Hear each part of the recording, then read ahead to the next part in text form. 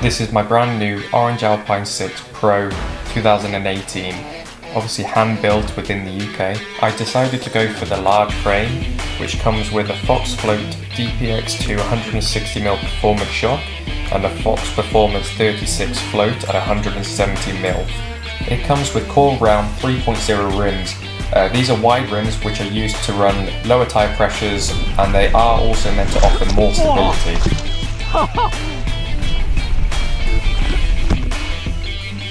I'm off. Both wheels come with Maxxis DHR2s. Up top I changed the race face chest and stem to a Tubine, which is 32mm in length. This holds the Chester handlebars at 718mm, which also holds a pair of Shimano SLX brakes and reverse grips. I also decided to go for a custom headset cap, just for a bit of bling, and I got this from Caps Guru. When you purchase a new bike, obviously remember to tighten the handlebars. Oh. Moving towards the back, I have some Nuke-Proof Horizon clip pedals. These are absolutely amazing pedals, so I'd highly recommend these to anyone who ride clip. It also has a race face effect dropper at 150mm and a core Conex seat, which is extremely uncomfortable.